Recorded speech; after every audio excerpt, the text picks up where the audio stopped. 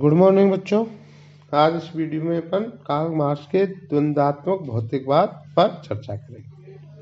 लेकिन द्वंद्वात्मक भौतिकवाद पर चर्चा करने से पूर्व मार्क्स की कुछ महत्वपूर्ण रचनाएं हैं जिनका ज्ञान हमें आवश्यक है, और एक दो रचनाएं हैं छोटे मार्क्स में एग्जामिनर पूछ भी लेता है। तो इनकी मुख्य पुस्तक है पवित्र परिवार, दरिद्रता का दर्शन, साम्यवादी घोषणा पत्र, राजनीतिक अर्थव्यवस्था की विवेचना, हीगल के अधिकार संबंधी धारणा की आलोचना, दास कैपिटल, फ्रांस में वर्ग संघर्ष आदि। इनमें दास कैपिटल और साम्यवादी घोषणा पत्र को सर्वाधिक प्रमुख कहा जा सकता है। तो कार्ल मार्क्स के विभिन्न सिद्धांत हैं। आज हम उनके द्वंद्वात्मक भौतिकवाद पर चर्चा करेंगे। द्वंद्वात्मक भौतिकवाद मार्क्स के विचारों का मूल आधार है। उसके अनुसार विश्व की सभी समस्याओं के समाधान में यह हमारा प्रदर्शन करता है। द्वंद्वात्मक भौतिकवाद के दो शब्द हैं। इसमें प्रथम शब्द तो उस प्रक्रिया को स्पष्ट करता है जिसके अनुसार सृष्टि का विकास हो रहा है, और दूसरा तत्व सृष्टि के उस मूल तत्व है उसको सूचित करता है। तो द्वंद्वात्मक प्रक्रिया क्या है?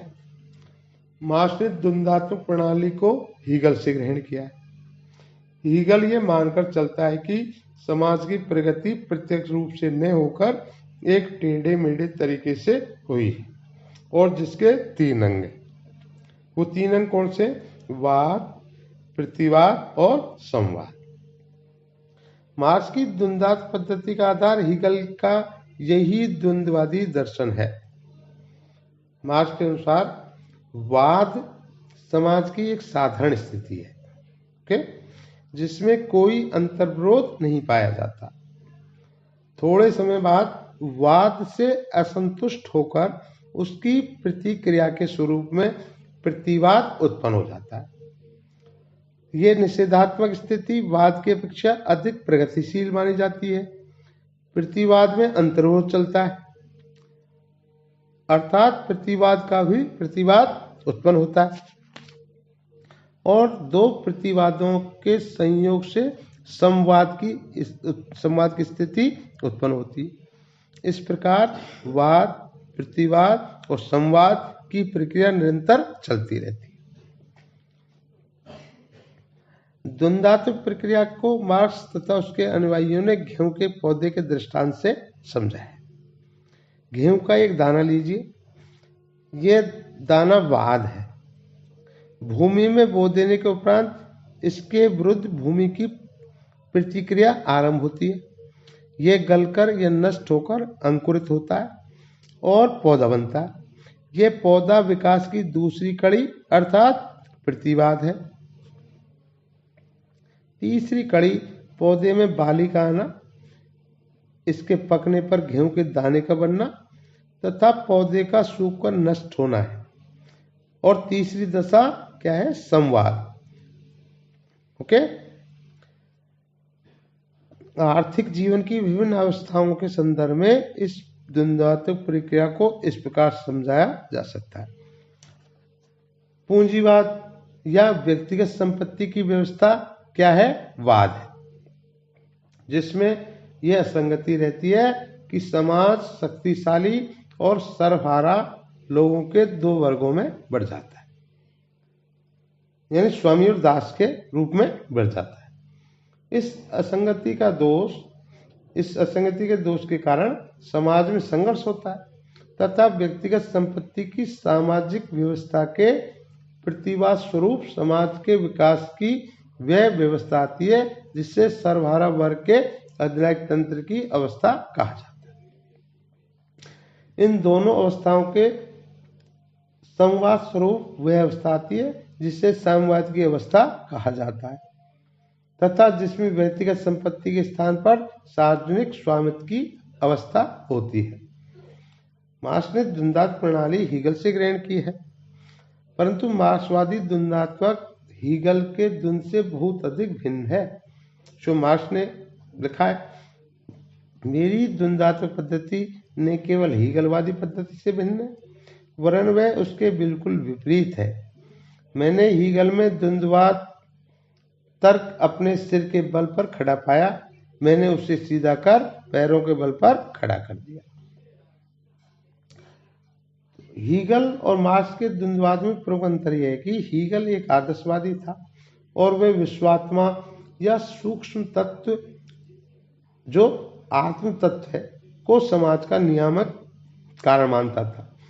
हीगल की दृष्टि में इतिहास विश्वात्मा की क्रमिक अभिव्यक्ति है और वह भी एक दैवी आयोजन के द्वारा जो संपूर्ण विश्व में परिव्याप्त।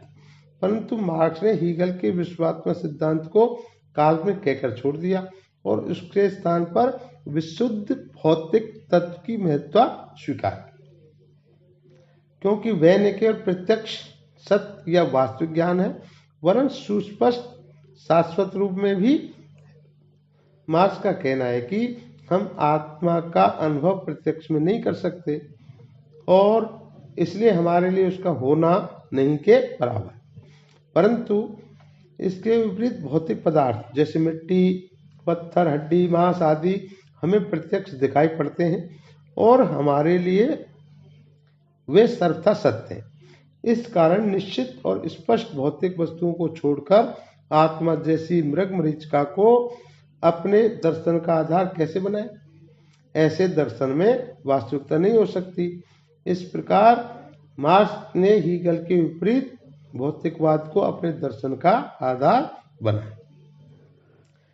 हीगल के मत में भौतिक वस्तुएं, प्रकृति आदि आत्मा के विकार अर्थात उससे उत्पन्न है, परंतु मार्क्स के मत में जिसे हम आत्मा, मन अथवा मस्तिष्क कहते हैं, वे उसी प्रकार भौतिक शरीर से उत्पन्न वस्तु हैं जैसे घड़ी के पुर्जों को एक निश्चित क्रम से संयुक्त कर देने पर उसमें गति उत्पन्न हो जाती। अतः हीगल विचारों को प्रधान मानते हुए पदार्थ को विचारों का प्रतिबिंब मानता है, किंतु मार्क्स पदार्थ को प्रधान मानता है और उसका विचार है कि पदार्थ ही विचारों के स्रोत होते हैं। जो मार्क्स के शब्दों में मानवीय चेतना उसके सामाजिक अस्तित्व का निर्माण नहीं करती, इसके विपरीत उसका सामाजिक अस्तित्व उसकी चेतना का निर्माण करता है। ओके, अगले वीडियो में अपन मार्क्स के द्वंद्वात्मक भौतिकवाद की विशेषताओं आदि पर चर्चा करेंगे। ओके, जय हिंद।